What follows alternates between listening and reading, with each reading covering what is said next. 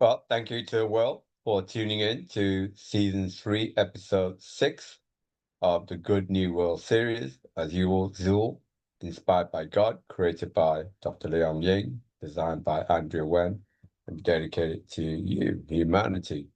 So, this week's episode is new governance. So, you just bear with me. I'm going to share my screen with you. So,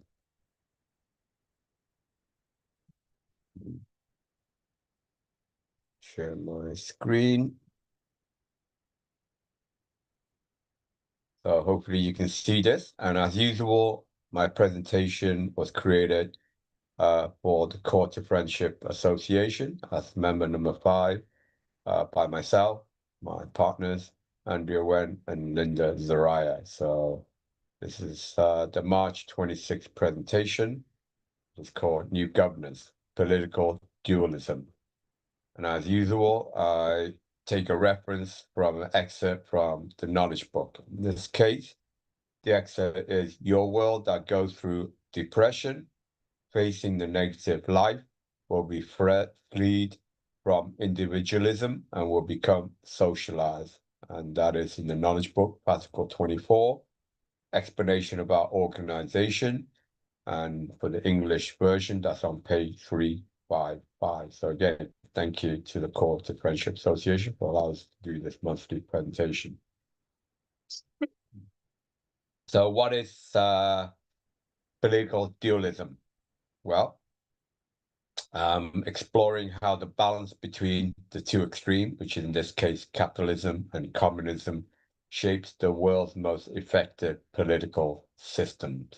So I'm going to give you examples of the successes of these political dualism. So the two extremes are, you could say, the United States for capitalism and China for communism. As those that are aware, I come from Chinese heritage. I'm also a proud citizen of the United States. So you could say I have both feet in both camps. So they represent the extreme of capitalism and communism, respectively. And the space between them holds the key to understanding political dualism, a governance philosophy rooted in balance, much like the Taoist principle of complementary opposite. So in this case, USA is the capitalist extreme, free market, private enterprise, individual liberty. And China is the communist extreme, state control, collective ownership, centralized planning. And this presentation will see how the merging both these extreme into a balanced governance can actually work. So I was also lucky to live for over 3 decades in the United Kingdom, which I state is the closest to an ideal Taoist political system. So the United Kingdom, how do you mean by Taoism? Well, those that study Taoism philosophy know about the yin yang. I do this Klein star symbolism, which is representative of this yin yang, the light and dark. So UK can be considered the mother of capitalism, laying the eggs of the Industrial Revolution, and the father of communism, providing the ideological sperms of Marxism and the trade unions. So there's a unique duality that the UK is a living example of. So the UK dual contribution, as I mentioned, the mother of capitalism. You could say the UK laid the eggs of the Industrial Revolution, dating back to the beginning of the 17th, 18th century, birthing the modern capitalist economy through innovation, free trade, and entrepreneurial spirit that transformed the world. But the United Kingdom's also, you can consider the father of communism, the UK providing the ideological sperms of Marxism and the trade union. Karl Marx wrote his Das Kapital in London, and the trade union movement was reshaped by workers' rights globally from the UK. So even the governing parliament of the United Kingdom, you could consider as a dualistic system. For example, you have the House of Commons, which is a democratically elected representing the capitalist principle of individual choice and popular sovereignty through free election. But the second chamber of governance is the House of Lords, which you consider as like a communistic style nomination, where the members are appointed rather than elected, reflecting a collective merit-based approach to governance.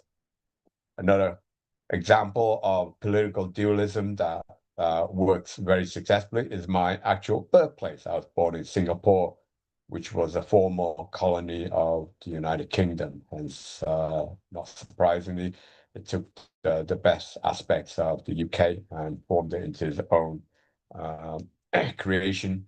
That Singapore is now such a very successful example for the world to follow. So you could say Singapore is a near perfect dual political system. Over half of its national production is controlled directly by the government, and hence by definition operates under a socialist system, while simultaneously embracing free market capitalism and global trade.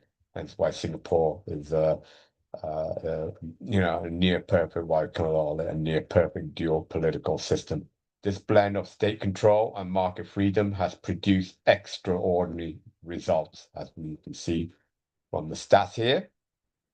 So as mentioned, uh, over half of the national production is actually controlled by the government. So again, state-owned socialism.